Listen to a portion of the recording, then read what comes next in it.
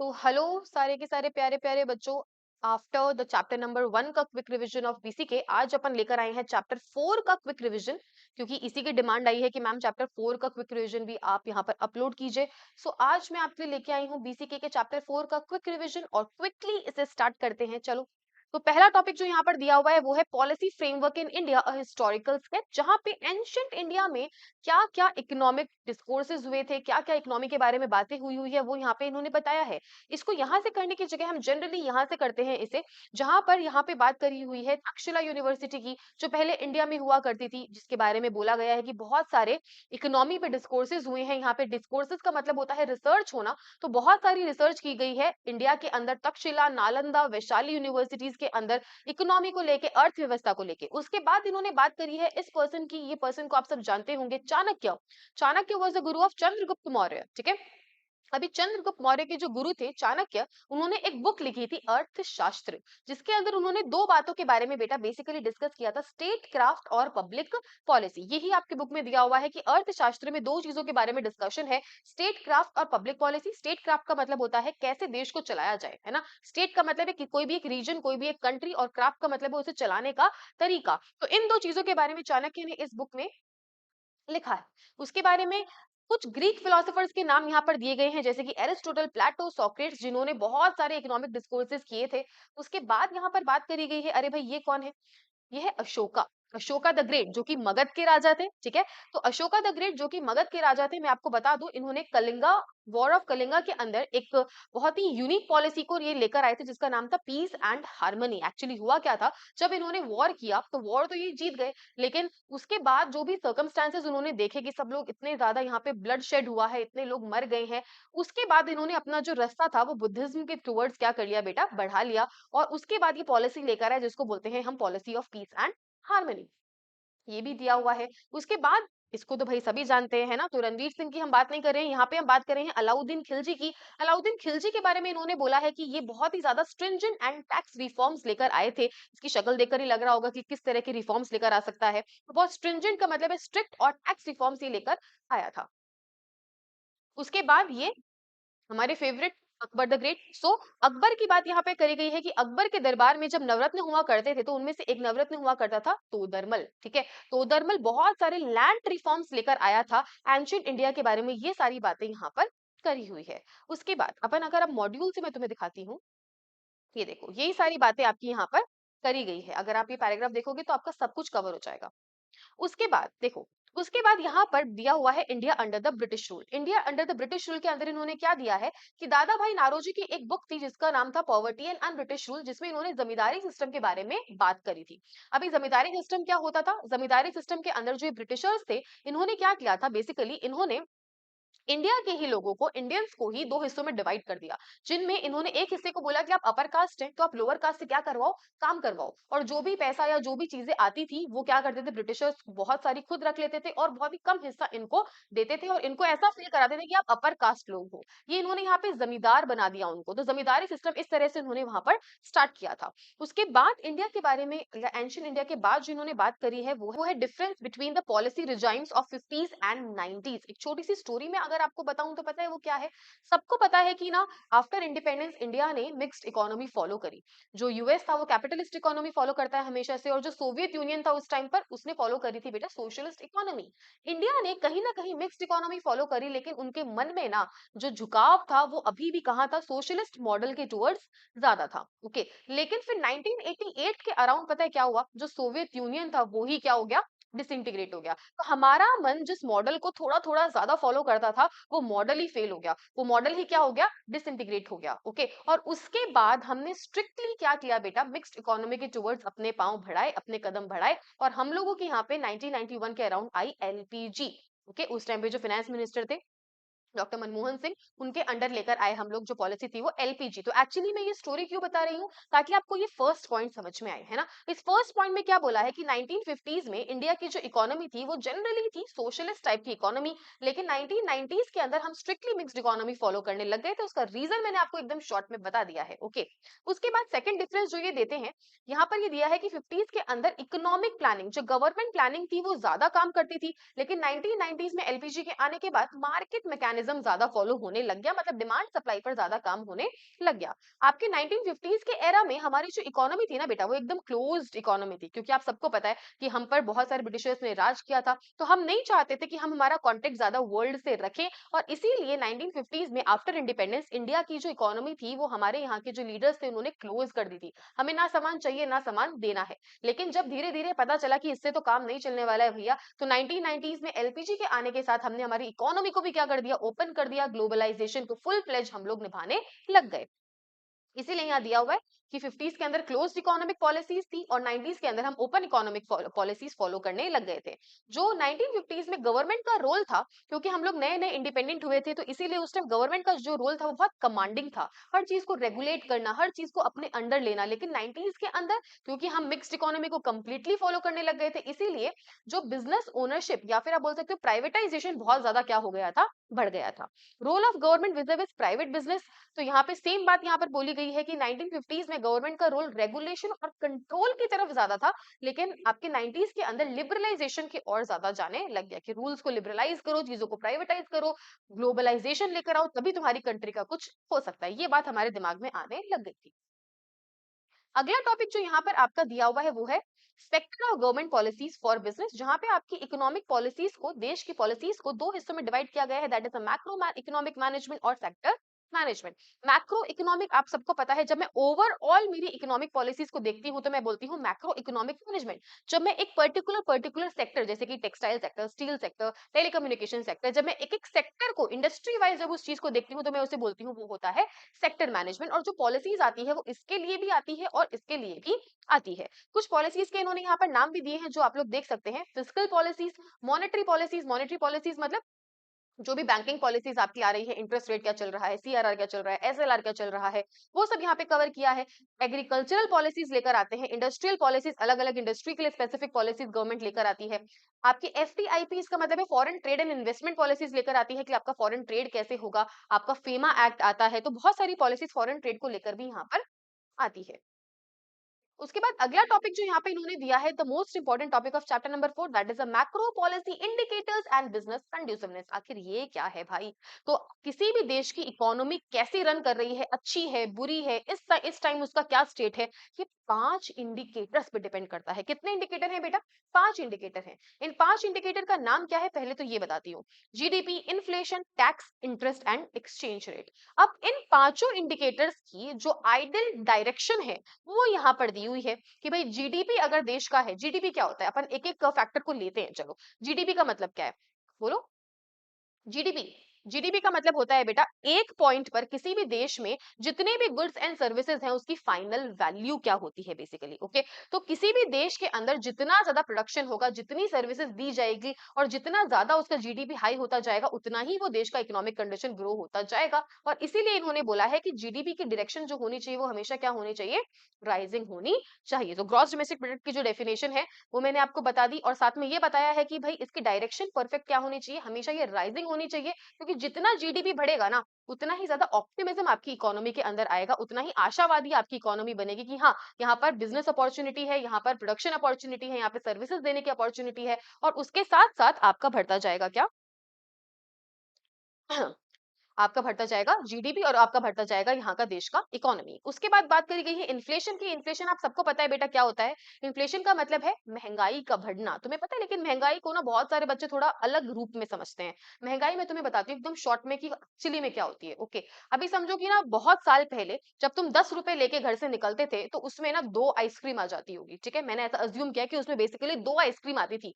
आज जब मैं घर से 10 रुपए लेके निकलूंगी ना तो उसमें एक ही आइसक्रीम आएगी। ओके, ये पैसे की वैल्यू का घटना है। इसका मतलब 10 रुपए पहले इतना पावरफुल था कि वो दो चीज खरीद पाता था, 10 रुपए इतना ही पावरफुल है कि वो एक ही चीज खरीद पाता है। तो पैसे की वैल्यू घट रही है, महंगाई बढ़ रही है, दैट इज द इन्फ्लेशन। और इन्फ्लेशन कभी भी ना ज्यादा भी नहीं होना चाहिए, कम भी नहीं होना चाहिए, लेकिन ठीक है, क्योंकि थोड़ा थोड़ा इंक्रीज ऑफ प्राइस तो बनता ही है, तभी आपका प्रॉफिट मार्जिन बढ़ेगा, तभी आप बाकी देशों के साथ कदम से कदम मिलाकर चल पाएंगे। तो बढ़ना भी चाहिए, लेकिन एक्सट्रीमली कम और एक्सट्रीमली ज्यादा भी नहीं होना चाहिए, बहुत ज्यादा कम भी नहीं होना चाहिए बेटा, क्योंकि अगर इन्फ्लेशन बहुत कम हो गया तो सेडेशन इफेक्ट आ जाएगा। ठीक है, सेडेशन इफेक्ट का मतलब है हर चीज अगर मानो कि एकदम कोडी के भाव बिकने लग गई या फिर एकदम 1-2 रुपए के भाव अगर बिकने लग गई तो डेफिनेट सी बात है कि सेडिशन इफेक्ट किसी भी देश के अंदर आ जाएगा। इसीलिए बोला गया है कि इन्फ्लेशन जो होना चाहिए वो मॉडरेट होना चाहिए।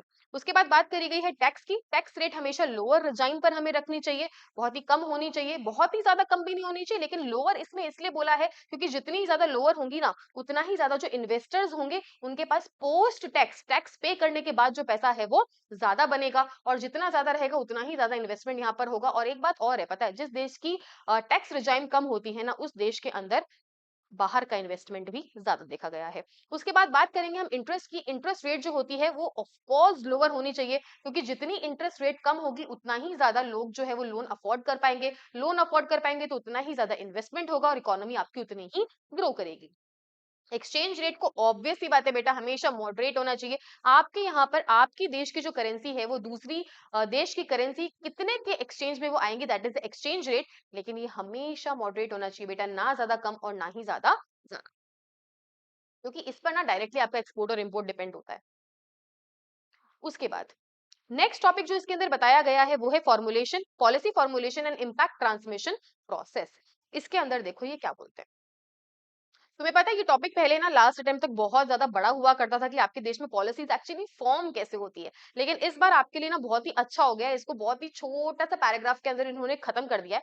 तो मैं तुम्हें वैसे ही बताती हूँ कि इसके अंदर क्या दिया हुआ है। देखो बेसिकली इसके अंदर क्या दिया हुआ है कि जो आपकी गवर्नमेंट पॉलिसीज होती है या आपकी जो पॉलिसीज इकोनॉमिक पॉलिसीज है वो कोई क्लोज चैम्बर्स में नहीं बनाई जाती, ठीक है। एक्चुअली में जब भी कोई पॉलिसी बनती है ना बेटा, पहले कोई जरूरत तो हुई होगी, तो उस चीज की क्या बन रही है, पॉलिसी बन रही है। अरे कोई गड़बड़ हुई होगी, किसी चीज की जरूरत होगी तो ही तो प्रोडक्शन होगा, किसी चीज की डिमांड ही नहीं होगी तो प्रोडक्शन कैसे होगा। वही बात यहाँ पे दी हुई है कि कोई प्रॉब्लम है जिसके लिए पॉलिसी बनाई जा रही है, कोई डिमांड है जिसके लिए पॉलिसी बनाई जा रही है, पर वो बन कैसे रही है।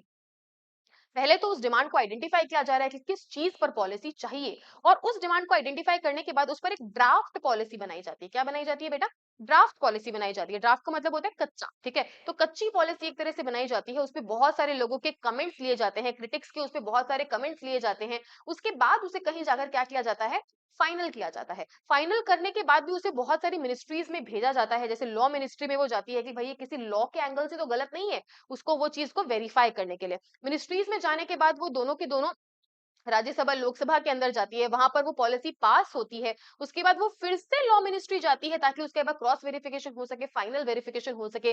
सब कुछ जब हो जाता है ना, तब कहीं जाके वो प्रेसिडेंट के पास जाती है साइन होने के लिए। फिर उनका साइन हो जाता है, वो ऑफिशियल गजट में उसको पब्लिश करवा देते हैं, तब जाके वो फाइनली वो पॉलिसी क्या होती है, लोगों तक पहुंचती है और एक तरह से मैं बोलती हूँ कि लागू हो जाती है। लेकिन आपको पता है यहाँ पर दिया हुआ है कि ये जो प्रोसेस होता है ना, देखो ये भी कैसा होता है, बाई डायरेक्शनल होता है। बाई डायरेक्शनल का मतलब है गवर्नमेंट ने लोगों के लिए उन्हें लाकर पॉलिसी दे दी, लेकिन पॉलिसी दे देने तक काम सीमित नहीं होता, उसके बाद उस पर फीडबैक्स भी लिए जाते हैं। बहुत सारे फीडबैक आते जाएंगे, लोग कमियां बताते जाएंगे, उसको अमेंड करते रहेंगे और नई नई पॉलिसीज आती रहेगी या उसी पॉलिसी में अमेंडमेंट्स होते रहेंगे। तो ये जो प्रोसेस होता है इसीलिए इसको बाई डायरेक्शनल बोला है कि गवर्नमेंट का लोगों तक और लोगों का फिर से गवर्नमेंट तक। अगला जो टॉपिक यहाँ पर दिया हुआ है वो है बेटा बहुत ही अच्छा topic, type of government policies bye intended impact. देखो 4 तरह की पॉलिसीज यहाँ पर दी हुई है। मैं आपको ना एक बहुत ही सिंपल एग्जांपल लेके ना इसमें से 3 पॉलिसी समझाती हूँ, protective, restrictive, regulative, facilitative. 4 policies यहाँ पर दी हुई है। देखो आप ये मानो कि ना एक बच्चा है जिसको क्रिकेट खेलने का ना बहुत ही ज्यादा शौक है, ठीक है। अभी वो एक बच्चा अपनी मम्मी के पास गया कि मम्मी मुझे क्रिकेट खेलना है, मुझे बहुत पसंद है। अब उसकी मम्मी ने बोल दिया कि बिल्कुल नहीं खेलना, पढ़ो लिखो, क्या खेलने में रखा हुआ है। और उसकी मम्मी ने उसे क्रिकेट खेलने से बिल्कुल ही मना कर दिया, उस पर रिस्ट्रिक्शन लगा दिया। वहां पॉलिसी आ गई, रिस्ट्रिक्टिव पॉलिसी, कि भाई तुमको क्रिकेट नहीं खेलना है। वही दूसरा बच्चा है सेम, उसको भी क्रिकेट खेलना बहुत पसंद है, वो अपनी मम्मी के पास जाता है, मम्मी मुझे क्रिकेट खेलना है, प्लीज मुझे खेलने दो। उसकी मम्मी ने बोला ठीक है खेल तो ले, मना नहीं कर रही, देखो पहले वाले की जैसे वो बोल रही है खेल तो लो, लेकिन 8 बजे पहले तुम मुझे घर के अंदर वापस चाहिए हो। मतलब खेलने के लिए मना नहीं किया, लेकिन एक दायरा सेट कर दिया कि तुमको इस दायरे में रहकर खेलना है, तुम्हें 8 बजे तक वापस आना ही पड़ेगा बॉस।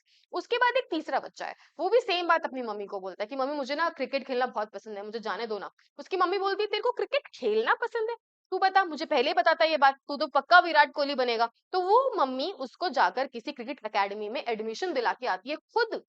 इसका मतलब उसे फैसिलिटी प्रोवाइड कर रही है कि तुम जो करना चाहते हो तुम करो, और इनफैक्ट उसके लिए हम तुम्हें फैसिलिटी और प्रोवाइड करेंगे। तो ये 3 तरह की मम्मी है। अब जो पहली वाली मम्मी थी उन्होंने लगाई थी रेस्ट्रिक्टिव पॉलिसी, जहां पर उसको उसी की भलाई के लिए एक तरह से क्या किया जा रहा है, रेस्ट्रिक्ट किया जा रहा है, कुछ करने से मना किया जा रहा है। दूसरी चीज है, कौन सी वाली बात थी यहाँ पे, रेगुलेटिव, ठीक है, कि दूसरी वाली मम्मी ने बोला कि तुम काम तो करो लेकिन इस दायरे में रह के करो, रेगुलेशन लगा दिया। और तीसरी वाली जो मम्मी थी वो बोल रही थी करना है तुमको ये काम, लाओ फैसिलिटी मैं खुद प्रोवाइड करूंगी, that is the facilitative policy. ये ही तीनों ऑब्जेक्टिव के साथ गवर्नमेंट की पॉलिसी आती है, रेस्ट्रिक्टिव, रेगुलेटिव और फैसिलिटेटिव। पहले हम बात करेंगे प्रोटेक्टिव की, जो मैंने इस एग्जांपल में नहीं बताया। प्रोटेक्टिव का मतलब है मिड 50s के अंदर, क्योंकि हमारे देश की इंडस्ट्रियल हालत बहुत ज्यादा खराब थी, इसीलिए हमारे देश की जो इंडिजीनियस जो डोमेस्टिक इंडस्ट्रीज थी उनको सेव करने के लिए हमने बाहर की इंडस्ट्रीज को यहाँ पे आने से रोका था। कुछ इस तरह की पॉलिसीज गवर्नमेंट ने बनाई थी, उसे कहा था हमने प्रोटेक्टिव पॉलिसी, ताकि हमारे देश की डोमेस्टिक इंडस्ट्री क्या हो पाए, प्रोटेक्ट हो पाए। फिर हमने वो पहली वाली मम्मी की बात करी अभी, रिस्ट्रिक्टिव पॉलिसी, जहां पर बिजनेस की ग्रोथ को कर्ब किया जाता है, ठीक है। कर्ब क्यों किया जा रहा है, कर्ब का मतलब क्या है, रोका जाता है, कुछ काम करने से रोकना, वो कहलाता है आपका रेस्ट्रिक्टिव पॉलिसी।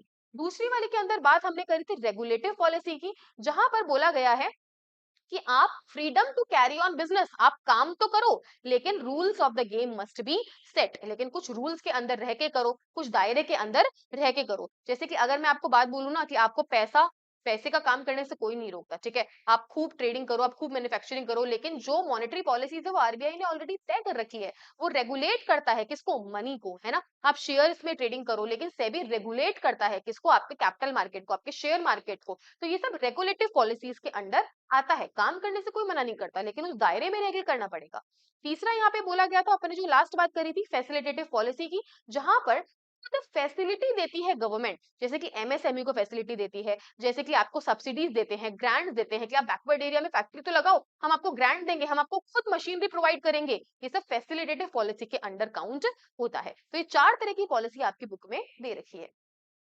उसके बाद बात आती है बेटा लिबरलाइजेशन, प्राइवेटाइजेशन की, और एक आपका ओएफडीआई दे रखा है और एक आपका एफडीआई दे रखा है। ये 4 टॉपिक आपके यहाँ पर रिमेनिंग दे रखे हैं चैप्टर नंबर 4 के अंदर। पहले हम बात करेंगे बेटा लिबरलाइजेशन की। मैंने जो ये हाईलाइट कर रखा है वो ही इसके मेजर पॉइंट्स हैं। लिबरलाइजेशन मींस रिमूव और लूजन द रेस्ट्रिक्शंस। देखो, लिबरलाइजेशन का मतलब है रेस्ट्रिक्शंस को लूज कर देना या उसे इजी कर देना। पहले जो लाइसेंस लेने में मुझे 3 साल चक्कर गवर्नमेंट के काटने पड़ते थे, उसके लिए मुझे 3 महीने भी अब नहीं लगते। ये है लिबरलाइजेशन, रूल्स को इजी कर दिया, उसको थोड़ा लूज कर दिया, ताकि काम फास्ट फॉरवर्ड हो, लोग और अच्छे से काम कर सके, ट्रेड और अच्छे से हो सके, दैट इज द लिबरलाइजेशन।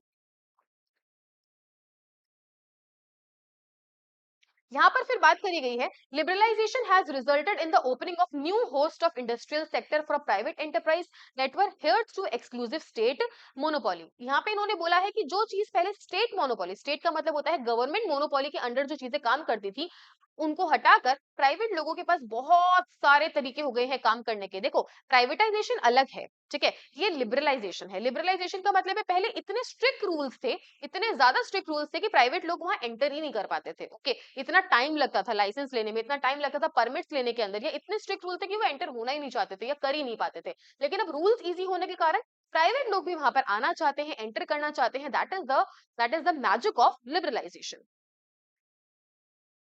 फिर बात करते हैं यहाँ पे प्राइवेटाइजेशन की। देखो, प्राइवेटाइजेशन की डेफिनेशन यहाँ दी हुई है। Privatisation refers to a managerial approach of changing the ownership structure of one or more governmental own institution. जब गवर्नमेंट जो चीज को खरीद रखी है, जो गवर्नमेंट की ही है, उसकी ओनरशिप निकाल कर किसी को दे देती है ना, इज द प्राइवेटाइजेशन। ठीक, ओनरशिप निकाल कर देना बहुत जरूरी है, दैट इज द प्राइवेटाइजेशन। और प्राइवेटाइजेशन करने के भी इनफैक्ट इन्होंने बहुत तरीके बताए हैं। देखो ये सॉरी, 4 तरीकों से प्राइवेटाइजेशन हो सकता है, that is the delegation, divestment, displacement and disinvestment. हम पहले बात करेंगे डेलीगेशन की। डेलीगेशन के अंदर क्या होता है, डेलीगेशन के अंदर जो चीज गवर्नमेंट की है वो उसी की रहती है, उसी की रिस्पॉन्सिबिलिटी है, उसी का ओनरशिप है, लेकिन वो एक पर्टिकुलर काम का हिस्सा या एक पर्टिकुलर वर्क, एक पर्टिकुलर प्रोसेस निकाल कर किसको दे देती है, प्राइवेट हाथों में दे देती है कि भाई ये काम अब से आपको करना है, ये डिलीवरी वाला काम अब से आपको करना है, या ये प्रोसेस आपके हाथ में है। मतलब रिस्पॉन्सिबिलिटी आज भी किसकी है, सरकार की है, ओनरशिप भी सरकार की है, लेकिन एक काम को क्या कर दिया उन्होंने, डेलीगेट कर दिया कि ये मैं प्राइवेटाइज कर रही हूँ, that is a delegation. Divestment का मतलब है जब मेजॉरिटी स्टॉक ठीक है। जब मेजॉरिटी स्टेक निकालकर किसको दे दिया, प्राइवेट लोगों को दे दिया, दैट इज द डाइवेस्टमेंट। लोगों को बहुत कंफ्यूजन होता है डाइवेस्टमेंट में और डिसइन्वेस्टमेंट में, ठीक है। तो मैं बोलूंगी कि डिसइन्वेस्टमेंट भी यही है बेटा कि गवर्नमेंट अपना एक ओनरशिप का पोर्शन किसको बेच रही है, प्राइवेट पार्टीज को बेच रही है, और डाइवेस्टमेंट भी यही है, लेकिन जो शब्द में फर्क है वो है खाली मेजोरिटी का। डाइवेस्टमेंट के अंदर वो मेजोरिटी स्टेक निकालकर किसको दे रही है, प्राइवेट ओनर्स को दे रही है, और डाइवेस्टमेंट में कोई सा भी पोर्शन निकालकर वो बेच सकती है किसको, प्राइवेट ओनर्स को। और लास्ट में आता है डिस्प्लेसमेंट। ये एक्चुअली गवर्नमेंट करती नहीं है, ये अपने आप हो जाता है। कभी कभी कुछ सेक्टर्स में प्राइवेट एंटरप्राइजेस इतना बेहतरीन परफॉर्मेंस करती है, इतना अच्छा काम करती है कि जो आपकी स्टेट मोनोपोलीज थी वो अपने आप ही साइड हो जाती है, अपने आप ही डिस्प्लेस हो जाती है। जैसे कि टेलीकॉम इंडस्ट्री है ना, पहले सिर्फ बीएसएनएल, एमटीएनएल ये हुआ करते थे, फिर एयरटेल, और ये सब इतने अच्छे अच्छे प्राइवेट एंटरप्राइजेस आए और उन्होंने इतना बेहतरीन काम किया कि ये गवर्नमेंट एंटरप्राइज अपने आप ही क्या हो गई, साइड हो गई, टाटा बाय बाय हो गई, डिस्प्लेस हो गई। This is also a type of privatisation जो खुद ही हो जाता है। ओके, सो बेसिकली चार तरह की प्राइवेटाइजेशन यहाँ पे दिए हुए हैं, delegation, divestment, displacement and disinvestment. उसके बाद यहाँ पर बात करी गई है बेटा IFDI, that is the inward foreign direct investment, जिसको पहले सिर्फ FDI कहते थे हम, लेकिन अब इन्होंने नीचे OFDI डाल दिया है, तो ऊपर इसका नाम IFDI कर दिया है, ठीक है।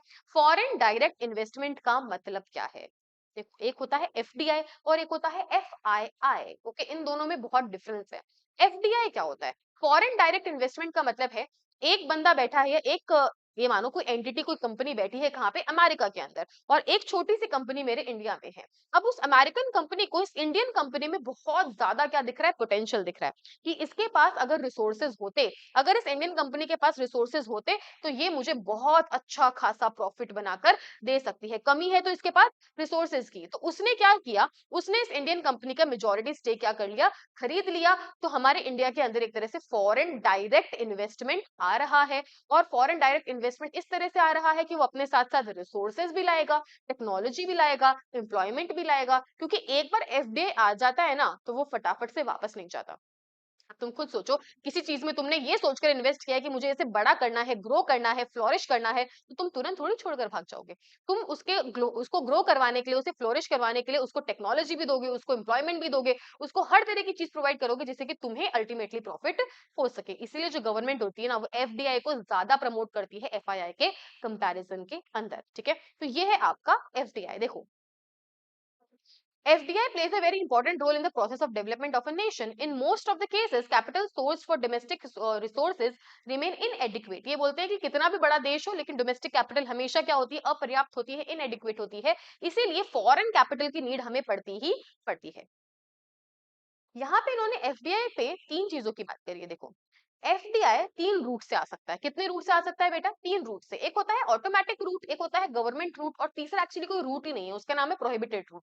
ऑटोमेटिक रूट का मतलब है कुछ सेक्टर्स, कुछ जगह, कुछ बिजनेस गवर्नमेंट ने ऐसे डिफाइन कर रखे हैं कि अगर आपको इन बिजनेस में एफडीआई लेकर आना है या इन बिजनेस में इन्वेस्टमेंट करना है तो आपको किसी की भी परमिशन की नीड नहीं है, आप डायरेक्टली एफडीआई लेकर आ सकते हो। लेकिन कुछ बिजनेस या कुछ सेक्टर्स गवर्नमेंट ने ऐसे भी डिफाइन कर रखे हैं कि अगर आपको इन सेक्टर्स में एफडीआई लेकर आना है तो आपको गवर्नमेंट परमिशन की जरूरत पड़ेगी। आप लेकर आ सकते हो, कोई दिक्कत नहीं है, लेकिन आपको गवर्नमेंट की परमिशन की नीड पड़ेगी। और गवर्नमेंट की भी कौन सी डिपार्टमेंट की, FIFP, foreign investment facilitation portal, आपको यहां से परमिशन लेनी पड़ेगी एफडीआई की, that is the government route. और तीसरा सबसे इंपॉर्टेंट, प्रोहिबिटेड रूट ही नहीं है, आपको इन जगहों पर इन्वेस्टमेंट करना है, एफडीआई लेकर आना है, प्रोहिबिटेड है भाई, तुम ला ही नहीं सकते क्रॉस। ओके, अब इस प्रोहिबिटेड रूट की ही क्या दे रखी है, यहाँ पर एक्सप्लेनेशन दे रखी है। ये सारे बिजनेस है जहां पर आप एफडीआई लेकर नहीं आ सकते। एटॉमिक एनर्जी, क्योंकि हमारे कहीं ना कहीं डिफेंस की बात आ जाती है, तो एटॉमिक एनर्जी के बिजनेस पर हम एफडीआई अलाउ नहीं करते। लॉटरी, गैम्बलिंग, बेटिंग, इस तरह के कामों पर हम एफडीआई अलाउ नहीं करते। चिट फंड का जो बिजनेस होता है वहां पर एफडीआई अलाउड नहीं है। निधि कंपनी के अंदर भी एफडीआई अलाउड नहीं है। एग्रीकल्चर में भी अलाउड नहीं है। लेकिन देखो, यहाँ पर मैं मार्क कर रही हूँ डेंजर। डेंजर क्यों मार्क किया है, क्योंकि यहाँ पर ना अलाउड नहीं है से ज्यादा दिया हुआ है, कहाँ कहाँ अलाउड है, मतलब एक्सेप्शन लिस्ट थोड़ी सी ज्यादा है। तो बेसिकली प्राइमा फिसा एग्रीकल्चर में अलाउड नहीं है, लेकिन आप फ्लोरिकल्चर करते हो, हॉर्टिकल्चर करते हो, डेवलपमेंट ऑफ सीड्स करते हो, एनिमल हस्बेंड्री करते हो, पिसिकल्चर मतलब जो फिशेस का काम होता है वो करते हो, कल्टीवेशन ऑफ वेजिटेबल करते हो, मशरूम्स करते हो, और कोई services which is related to agro and allied sector, अगर ये काम करते हो तो अलाउड है। तो अगर एग्जाम में आता है कि फ्लोरिकल्चर में एफडीआई अलाउड है क्या, तुम बोलोगे अरे अरे ये तो उस लिस्ट के अंदर था, तो हम लिख के आएंगे अलाउड नहीं है। ओके, लेकिन गलत है। ठीक है, एग्रीकल्चर में अलाउड नहीं है, लेकिन ये जो आपके ब्रैकेट में चीजें दी हुई है ना, इनके अंदर अलाउड है, क्योंकि एक्सेप्शन लिस्ट के अंदर आ रहे हैं। In the same way plantation के अंदर अलाउड नहीं है एक्सेप्ट टी प्लांटेशन। इसका मतलब है टी प्लांटेशन के अंदर अलाउड है। अगर आता है कॉफी प्लांटेशन में अलाउड है क्या, तुम बोलोगे नहीं है, क्योंकि प्लांटेशन में अलाउड ही नहीं है, लेकिन टी प्लांटेशन उसका एक्सेप्शन है। In the same way housing और रियल एस्टेट के बिजनेस में अलाउड नहीं है, लेकिन अगर आप टाउनशिप या फिर आप रेसिडेंशियल कमर्शियल प्रेमाइसेस बनाते हो, रोड ब्रिजेस बनाते हो, टू एक्सटेंट स्पेसिफाइड, तो वहां तक आपका अलाउड रहेगा। टीडीआर के अंदर बिल्कुल भी अलाउड नहीं है। सिगार, शिरोज, आपके सिगरेट्स, टोबैको, बेसिकली जो काम है, इसके अंदर भी आपका एफडीआई अलाउड नहीं है। ये लिस्ट आपको एकदम टिप्स पे होनी चाहिए मेरे पे, कि आपको ना किस किस में एफडीआई अलाउड है और किसके अंदर नहीं है। फिर हम बात करेंगे एफआईआई की, जो जो अभी थोड़ी देर पहले भी मैंने बोला कि गवर्नमेंट एफडीआई को ज्यादा सपोर्ट करती है एफआईआई पे। मैं बताती हूँ रीजन क्या है। देखो, एफआईआई जो होता है, एफआईआई का मतलब क्या है, फॉरेन इंस्टीट्यूशनल इन्वेस्टर। मेरे फॉरेन के अंदर मतलब इंडिया से बाहर कुछ ऐसे इंस्टीट्यूशनल इन्वेस्टर्स हैं, कुछ इतने बड़े इन्वेस्टर्स हैं, उनके पास इतना सब्सटैंशियल पैसा है कि वो क्या करते हैं, जिस भी देश का शेयर बाजार उनको ऊपर जाता हुआ दिखता है, क्योंकि उनका ना रिसर्च डिपार्टमेंट बहुत ही तगड़ा होता है, उनका रिसर्च डिपार्टमेंट बहुत ही स्ट्रांग होता है। ठीक है, तो उनको समझ में आ जाता है कि कौन से पॉइंट पे कौन से देश का शेयर मार्केट, कैपिटल मार्केट कितना जंप करने वाला है या कितना नीचे जाने वाला है। तो बेसिकली ये जहां पर भी इनको स्कोप दिखता है, जहां पर भी ऑप्टिमिज्म दिखता है, वहां पर अपना सारा पैसा एक साथ लगा देते हैं। अब सोचो, इतना भारी भरकम पैसा अगर मेरे शेयर मार्केट में, मेरे कैपिटल मार्केट में एक साथ अगर आएगा, ऑब्वियस सी बात है कितना बड़ा मेरे यहाँ पर फॉरेन इन्वेस्टमेंट एक साथ आ रहा है। इसे हम बोलते हैं एफआईआई। पर इसका प्रॉब्लम क्या है पता है, इनको ये भी पता होता है कि मार्केट कब फटाक से नीचे जाने वाला है। तो जैसे ही इनको लगता है ना कि शेयर प्राइसेस कम होने वाली है या मार्केट गिरने वाला है बेसिकली, तो ये सारा पैसा अपना एक साथ निकाल लेते हैं। तो जैसे कि बहुत सारा एक साथ पैसा आता है ना, तो जब ये जाता है तो भी बहुत सारा पैसा एक साथ जाता है। अच्छी बात है, एफआईआई होना चाहिए, लेकिन सपोर्ट ज्यादा एफडीआई को करते हैं, क्योंकि वो लंबे समय तक टिकते हैं और बहुत सारी और चीजें भी हमें देकर जाते हैं। तो ये है आपका एफआईआई। देखो यहाँ लिखा भी है, FII are the large foreign groups with substantial investable funds. FIIs are registered abroad with the view to invest in other nation, to invest in their equity market, their hedge fund, their pension fund, their mutual fund. They have a strong research team. देखो ये main point यहाँ है, whenever the market reaches a peak and starts declining, these funds move to another nation. इसीलिए इनका जो euphoria होता है, इनका जो चार्म है, इनका जो क्रेज है, थोड़ा सा शॉर्ट लिव्ड है। उसके बाद लास्ट पॉइंट जो आपका यहाँ पे दिया हुआ है वो है OFDI, investment from India abroad. बहुत ही सिंपल सी बात है, जैसे कि बाहर का पैसा इंडिया में आएगा वो है IFDI, ऐसे ही इंडिया वाले भी तो बाहर इन्वेस्ट करते हैं। अरे कितना इन्वेस्ट करते हैं हम लोग बाहर यार। ओके, वो होगा आपका OFDI, that is the investment from India abroad, या फिर outward foreign direct investment. Okay, तो ये आपके यहाँ पर चीज दी, बहुत सारे एग्जांपल्स भी है कि रिसेंटली इंडिया में, इंडिया के लोगों ने कहाँ कहाँ बाहर इन्वेस्ट किया है। ओके, तो ये है आपका छोटा सा चैप्टर नंबर 4। मुझे कहा था मैम चैप्टर नंबर 4 थोड़ा सा ट्रिकी है, एक्चुअली में बिल्कुल भी ट्रिकी नहीं है। आई होप आपके क्वेश्चन भी रिजॉल्व हो गए होंगे, या फिर आपको क्विक रिवीजन एक मिल गया, जिसने नहीं भी किया उसके लिए काफी है जो मैंने बोला है उतना। ओके, तो और किसी चैप्टर का भी अगर आपको रिवीजन चाहिए तो इसी तरह से आप मुझे बता सकते हैं, और मैं आपको फटाफट आपके एग्जाम से पहले एक वीडियो छोटा सा बनाकर यहाँ पर दे दूंगी। Okay, bye.